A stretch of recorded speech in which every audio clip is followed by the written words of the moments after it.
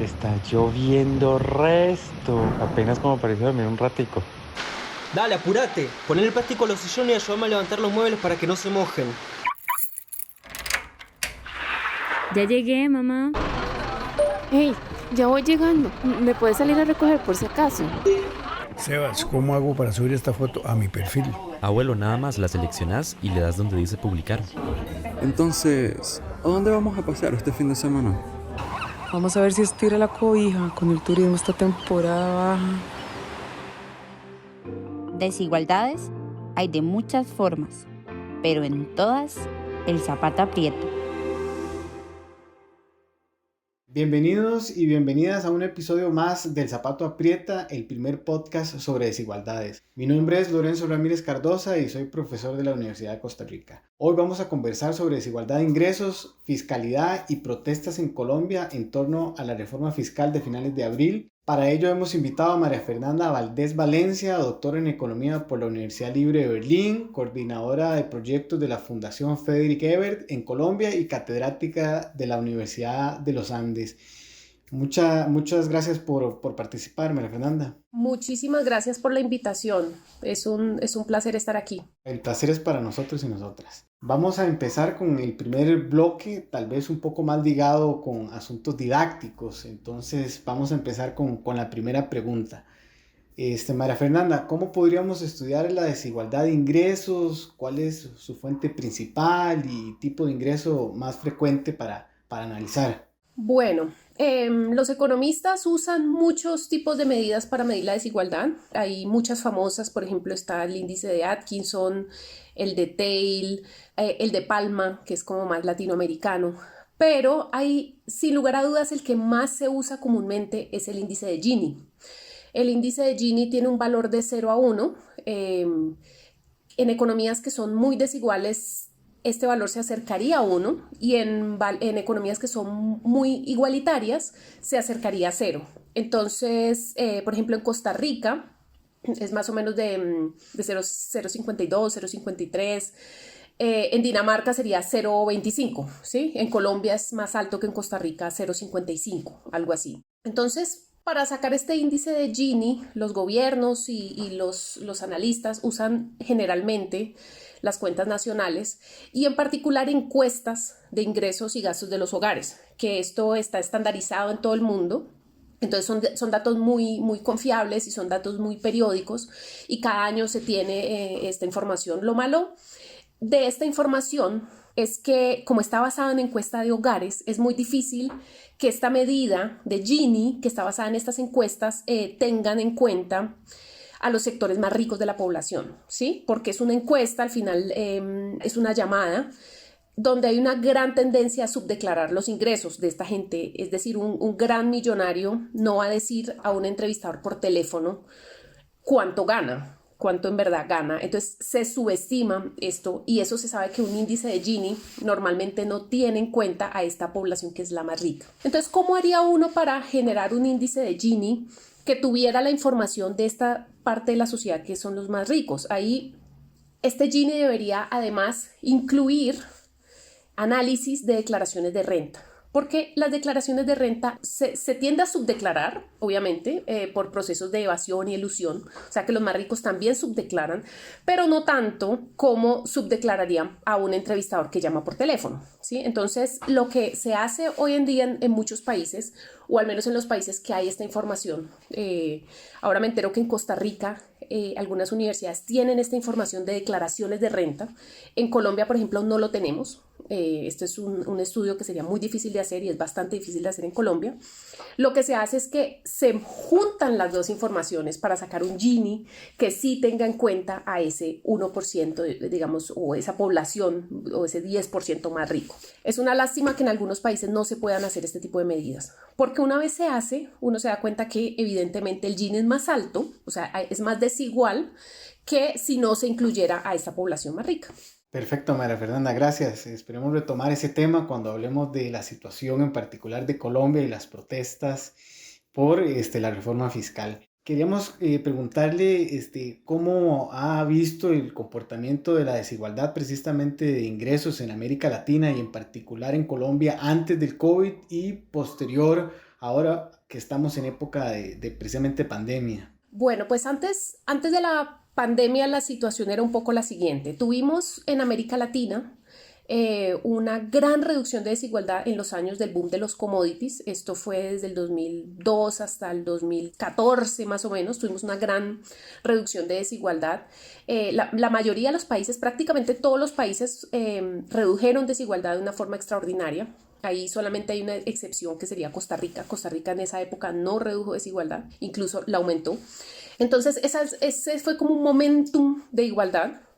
En Colombia no fuimos una excepción, o sea, Colombia también logró reducir la desigualdad, aunque no tanto como otros países cercanos. Perú lo redujo mucho más, por ejemplo, Ecuador lo redujo mucho más. Pero luego, en el 2014, cuando termina este boom, este momento bonito de la economía, este boom de los commodities, en el 2014 empiezan la mayoría de los países, siguen reduciendo desigualdad, pero ya a unos ritmos mucho menos acelerados. Esta es una etapa en que Costa Rica ya vuelve a bajar la desigualdad, pero como les decía, no a los ritmos del boom maravilloso de los commodities. Y luego viene el COVID, que sabemos que trae 9 millones de nuevos pobres en la región y un posible aumento de la concentración de los ingresos de los más ricos. Esto digo un posible porque no sabemos muy bien cómo ha sido esta afectación. Apenas estamos empezando a analizar los datos, pero esto es algo que concluye la CEPAL. La CEPAL en sus estudios regionales de este año dice que se ve que hay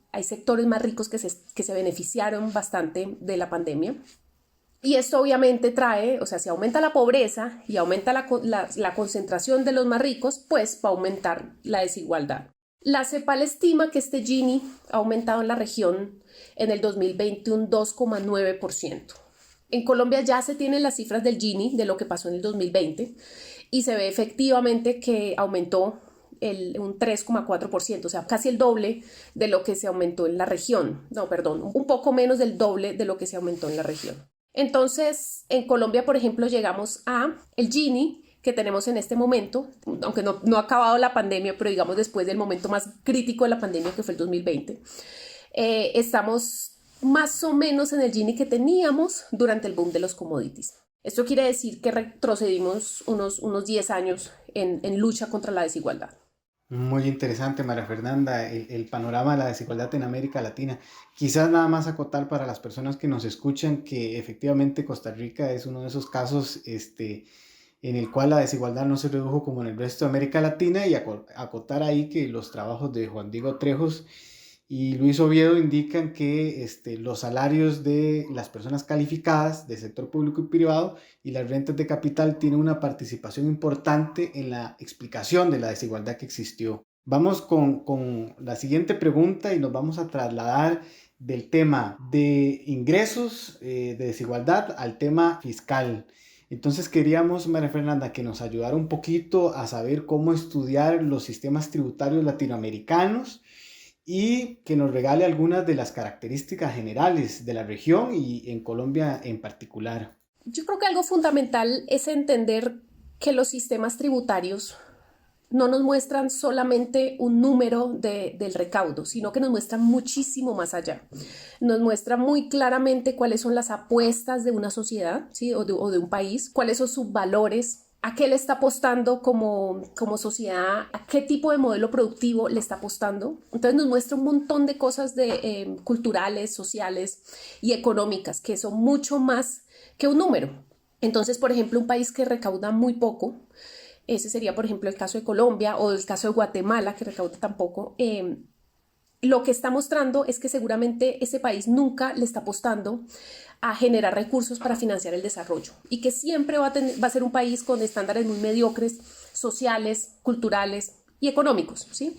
Entonces, hay que ver siempre más allá. Cuando uno ve un sistema tributario, uno en verdad está viendo muchísimo más de una sociedad de lo que uno se imagina. Entonces, en términos generales, América Latina, digamos que la región, todos los países, en este tema hay algunos factores que son muy diferentes en todos los países, pero hay unos en que nos parecemos tanto que parece que estuviéramos hablando del mismo país. Entonces, por ejemplo, en términos de recaudo, hay una primera característica de 3 que voy a mencionar hoy de los sistemas tributarios latinoamericanos es el poco recaudo. Y ahí es un tema en que hay más heterogeneidad. Hay países que recaudan bastante, ¿sí? Por ejemplo, Cuba recauda el 42% del Producto Interno Bruto, que estos son niveles incluso más allá que el promedio de la OCDE.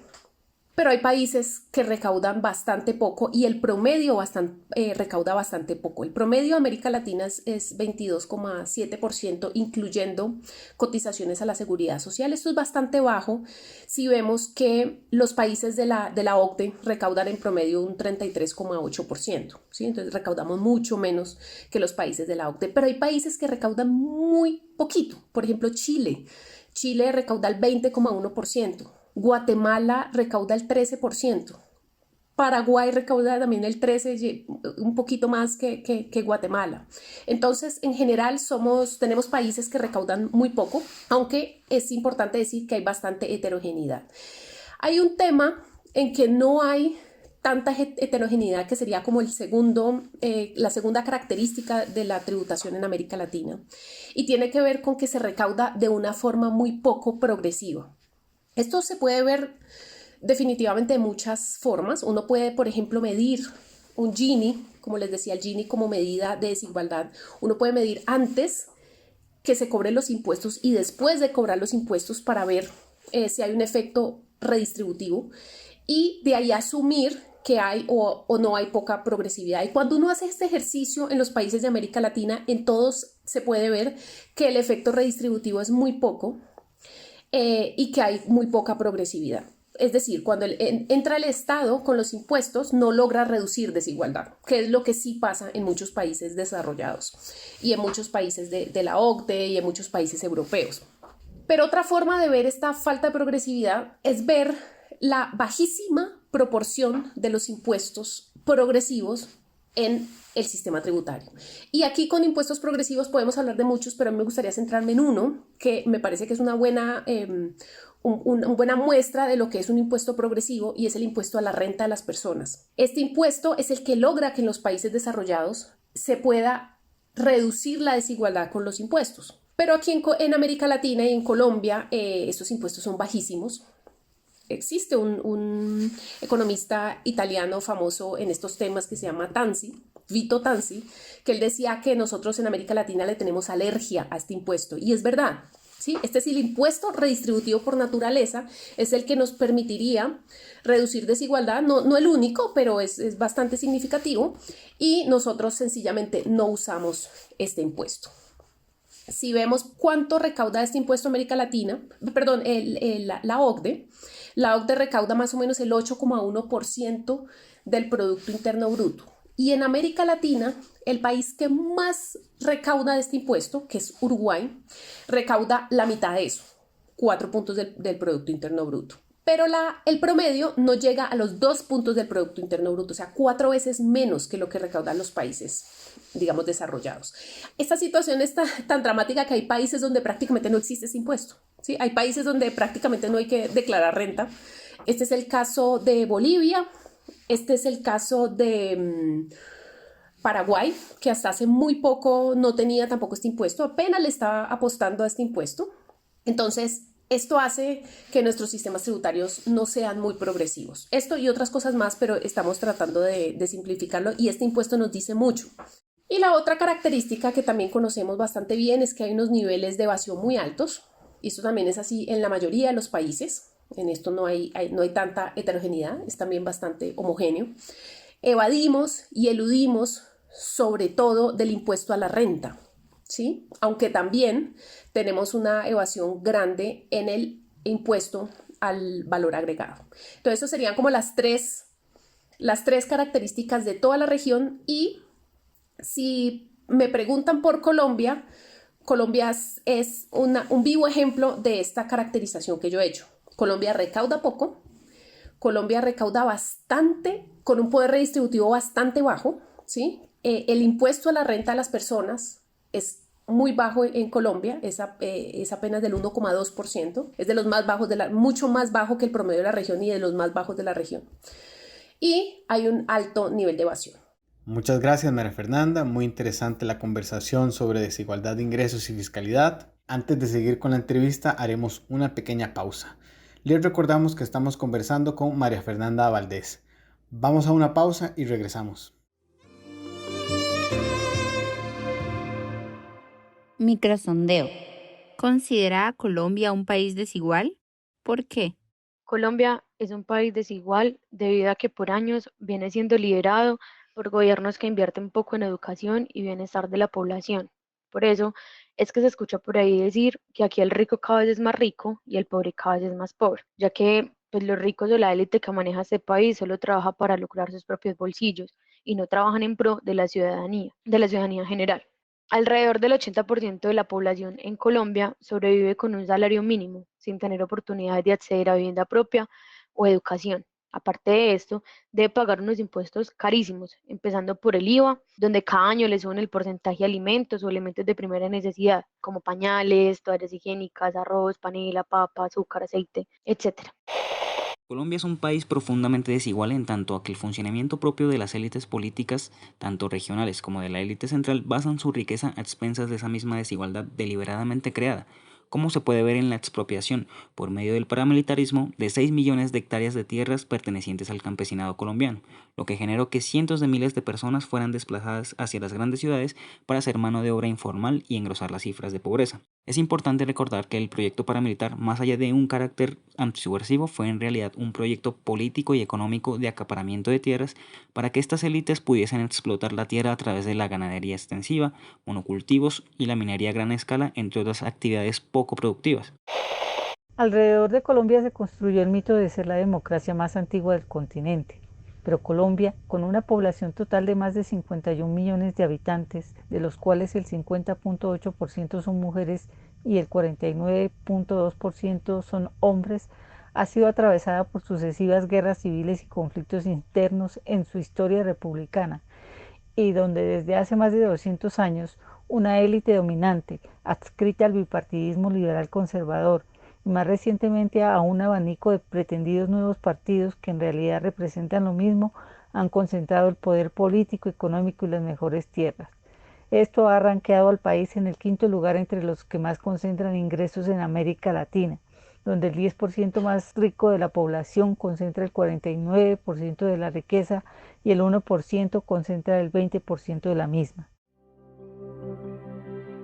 Desigualdades hay de muchas formas, pero en todas el zapato aprieta.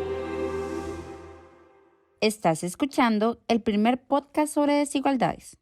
Iniciamos con el segundo bloque centrado en la situación de movilización en Colombia en torno a la reforma fiscal de finales de abril. Seguimos conversando con la economista María Fernanda Valdés.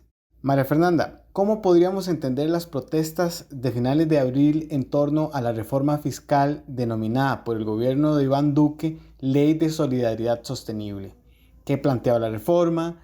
¿Qué fue lo que más molestó? ¿A quién afectaba? Bueno, en medio de una situación muy caótica, de un decrecimiento histórico bajo, negativo en Colombia, al gobierno se le ocurrió precisamente a un ministro que además no era muy querido ni el favorito de la gente, por así decirlo, propuso una reforma fiscal que proponía aumentar el recaudo en 2 puntos del Producto Interno Bruto. ¿Esto qué quiere decir? Que era el recaudo más importante de la historia reciente de Colombia. Era muy ambicioso, era un proyecto muy ambicioso. Pero pensemos un poco cómo era esa propuesta de la Ley de Solidaridad Sostenible, y aquí viene uno de los grandes mitos, digamos, de esta reforma, o al menos yo lo veo así y lo he argumentado en varios espacios, y es que contrario a lo que se piensa, esto no era una reforma regresiva, ¿sí? Porque lo que se dice, y en muchos espacios internacionales se dice que se salió con una propuesta regresiva y la gente protestó y salió a la calle a marchar y prácticamente se quemó y se incendió el país. Pero cuando uno ve la reforma al detalle, uno se da cuenta que era una reforma progresiva, al menos como se entiende normalmente progresividad. Obviamente modificaba algunos temas que parecían aisladamente que fueran regresivos. Por ejemplo, aumentaba el IVA y eso posiblemente iba a aumentar el costo de algunos alimentos y que seguramente lo iban a consumir la parte de la sociedad que es más pobre. Pero cuando uno lo ve de forma global, uno se da cuenta que según los estudios que presentó el mismo ministerio, y que además ninguno fuimos capaces de desmentir porque nos metimos a ver ese análisis con lupa y nadie lo pudo desmentir, según los análisis del ministerio, esta reforma tributaria lograba reducir la desigualdad. Y no solamente la lograba reducir algo, sino que lograba una reducción histórica de la desigualdad, ¿sí? La propuesta decía que el Gini iba a bajar de 53%, que era lo que ellos asumían que iba a ser el Gini en el 2020, a 43,7%. Esto lo que quiere decir es que la reducción de desigualdad iba a ser muy significativa. Incluso si esta propuesta se llegaba a materializar, iba a implicar que Colombia iba a dejar de ser uno de los países con la desigualdad más alta de América Latina. Iba a dejar de ser cercano a Brasil y se iba a convertir más con niveles de desigualdad parecidos a los de Uruguay o lo de la Argentina. Incluso si uno lo ve en un análisis histórico, hay pocos países que han logrado reducir la desigualdad como Colombia pensaba reducirla con esta propuesta. Esto es solamente comparable con Ecuador o Argentina o Bolivia durante esos años de boom de los commodities que yo ya les comenté. Entonces, esto era definitivamente una propuesta que tenía un carácter progresivo, ¿sí? Progresivo como se conoce en el término. Pero entonces, ¿qué fue lo que pasó? Que uno sale a preguntarse, ¿pero por qué la gente estaba tan furiosa con esta reforma tributaria si en verdad iba a lograr una redistribución, iba a lograr que los niveles más bajos de la sociedad se beneficiaran? Porque esta reforma no era solo una reforma tributaria, sino también fiscal. Eso quiere decir que incluía gasto público y este gasto público iba focalizado en los estratos más bajos de la sociedad. Entonces, ¿qué fue lo que pasó? Pues lo primero, nuestros primeros analistas fueron nuestros queridos economistas y tecnócratas que salieron a decir obviamente que la gente estaba protestando porque no entendían, ¿no? Porque es que no entendían como la filigrana de la reforma tributaria y la gente simplemente salía como completos ignorantes a protestar por algo que ni siquiera conocían. Pero la verdad es que cuando uno se pone a revisar la reforma tributaria, uno se da cuenta que esta reducción de desigualdad se lograba poniendo a pagar a unas clases medias, que son además unas clases que han sufrido bastante con la situación del COVID, que eso lo ha mostrado CEPAL también en sus informes, que en América Latina ha sido la clase media la que más ha sufrido con esta situación, mientras que lograba reducir desigualdad quitándole dinero a la clase media para traspasársela a los más pobres, mientras que a los mega ricos, que en Colombia son un 0,1% de ciudadanos que acumula muchísima riqueza e ingreso, y estos mega ricos iban a quedar más o menos proporcionalmente, digamos, beneficiados de esta situación. Digo proporcionalmente porque seguramente ellos iban a tener que pagar algo más de impuestos de lo que pagaban hasta ahora, pero no en proporción con la clase media. Y esto pasó precisamente unas semanas después de que tuvimos una comisión de expertos tributarios de la OECD, donde mostraron que ese grupo del 0,1% más rico de Colombia pagaba unos impuestos irrisorios, bajísimos, que llegaban a niveles de casi el 2% de sus ingresos anuales. Entonces la gente se molestó y salió a las calles a pesar del COVID, se bloquearon las principales vías, eso fue casi una guerra campal aquí lo que vivimos en Colombia y en algunas ciudades, sobre todo unas violaciones de derechos humanos que no teníamos precedentes. Entonces, este fue un problema de la reforma que fue también un problema político, porque la reforma era progresiva, pero no era suficientemente anti-mega ricos como para que los más de izquierda lo aceptaran. Entonces la izquierda se declaró en contra de esta reforma inmediatamente. Pero era además demasiado progresiva para que lo aceptara la derecha, porque tenía algunas cosas, por ejemplo, eliminación de beneficios tributarios. Ellos hacían una apuesta muy importante de eliminación de beneficios tributarios y esto molestaba mucho también a ciertos sectores de la derecha. Entonces fue una reforma que políticamente fue también muy complicada. Por eso ni siquiera llegó al Congreso. En Colombia todas las reformas tributarias llegan al Congreso. Tenemos reforma tributaria cada año y medio. Somos seguramente el país del mundo que más reforma su sistema tributario. Y siempre llega al Congreso sin ningún problema y siempre pasa sin ninguna discusión. Pero esta vez fue algo diferente porque políticamente no era viable, pero también el tipo de redistribución que proponía tampoco era viable. María Fernanda, muchas gracias.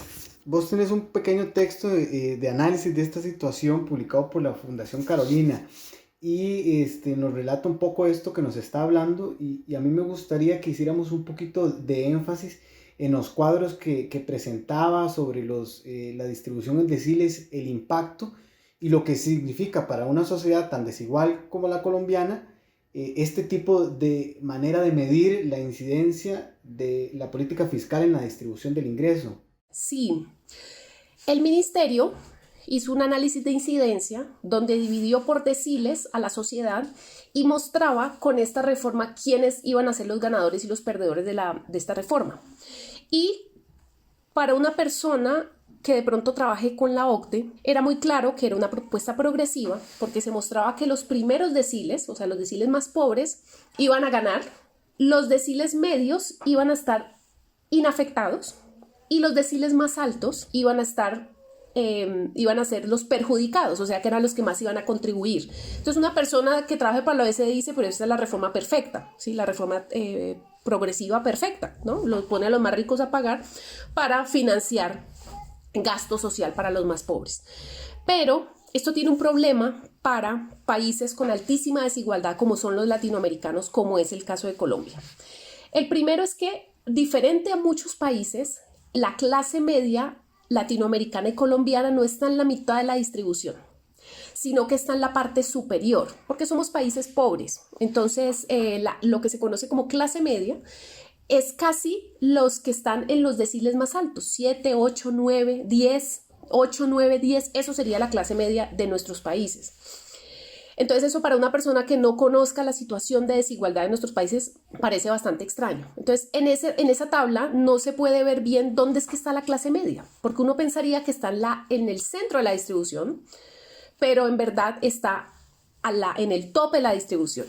Y esas tablas de incidencia que son tan usadas por organismos como el Banco Mundial, por la OECD, que hay metodologías muy estandarizadas que todo el mundo usa, no funciona para todos los países y sobre todo los países tan desiguales y tan pobres como los nuestros.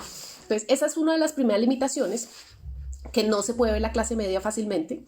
Entonces, la gente pensaba que la clase media, una persona que no conozca la situación particular de nuestros países, pensará que la clase media está en la mitad de la distribución y que no se veía afectada por esta reforma. Pero cuando conoces la situación de nuestros países, sabes que la clase media eran esos deciles altos, que cualquiera pensaría que son los ricos, pero no lo son, y esos iban a ser los perjudicados. Entonces, esa es la primera, digamos, limitación de estas metodologías y de este tipo de análisis de incidencia para evaluar las reformas tributarias. El otro problema es el tema que ya habíamos comentado, el tema de los ricos o los mega ricos que hay en nuestros países. Resulta que en nuestros países hay una altísima concentración del ingreso, sobre todo más arriba del 1% de los más ricos, ¿sí? En algunos países, en Colombia es del 20%, en Costa Rica tengo entendido que también las medidas apuntan por esos valores. Y en esas tablas de incidencia tan usadas no se ve ese 1% más rico. Es muy difícil verlo. Para poder entender cómo le va a los más ricos, habría que hacer una división más allá de deciles. Tendría uno que dividirlo por percentiles, incluso por 1 por 1000, para poder saber qué es lo que está pasando. Esas tablas de incidencia lastimosamente no lo mostraban. Entonces es como una muestra de que a veces usar esos estándares tan internacionales sin tener en cuenta los contextos nacionales se vuelven problemáticos y pueden llegar a mostrar resultados que no son los exactos. Perfecto, María Fernanda. La siguiente consulta. ¿Qué se logró con estas movilizaciones? ¿La ciudadanía tiene un interés por las cuestiones fiscales? ¿La presión rindió frutos? ¿Qué se está hablando en este momento en Colombia? Ya hay una nueva propuesta de impuestos. ¿Estas presiones ciudadanas rindieron algún fruto para la nueva propuesta? ¿De qué trata esta? Bueno, pues estas protestas tuvieron, digamos, consecuencias inmediatas que conocemos bastante bien. Lo primero es que la reforma no pasó, ¿sí? En un país que todas las reformas pasan. Esto es algo que nosotros no conocíamos, que una reforma no llegara ni siquiera al Congreso. Lo otro inmediato fue que el ministro tuvo que renunciar. Obviamente la favorabilidad del gobierno se fue al piso, pero Aunque las protestas han seguido un poco, se siente un poco algo de zozobra en algunas ciudades, en algunos barrios, queda claro que hay unas consecuencias que son a muy largo plazo. Yo escribí con la directora de la FES, la señora Cristina Birke, precisamente un artículo sobre esto para la revista Nueva Sociedad, y nosotros hablábamos de que con esto surgía lo que conocemos como un despertar democrático, ¿sí? Eso serían como las consecuencias a largo plazo.